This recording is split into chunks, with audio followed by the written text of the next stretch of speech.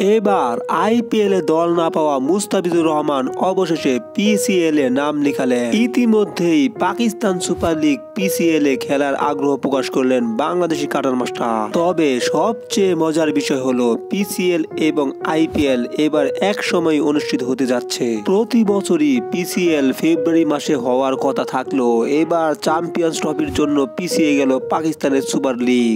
আর তাই IPL April মাসে হওয়ার সময় মাঠে গড়াতে যাচ্ছে পাকিস্তানের সুপার লিগ। এবারের পিসিএল এ মুস্তাফিজ তো খেলবেনই, সাথে বাংলাদেশে আরো কয়েকজন ক্রিকেটারকেও দেখা যেতে পারে। তো দর্শক, সম্পূর্ণ বিস্তারিত থাকছে পুরো ভিডিওতে, অবশ্যই ভিডিওটি না টেনে সঙ্গেই থাকুন।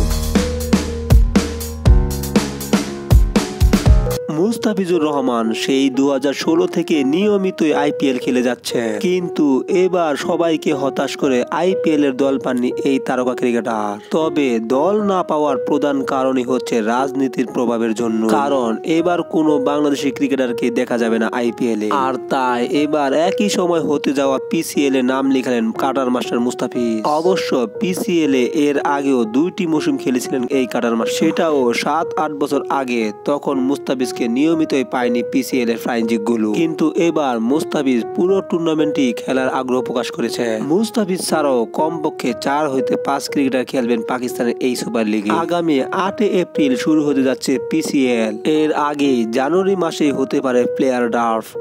তো দর্শক, সম্পূর্ণ ভিডিওটি দেখার জন্য ধন্যবাদ। অবশ্যই চ্যানেলটি সাবস্ক্রাইব করে পাশে থাকুন।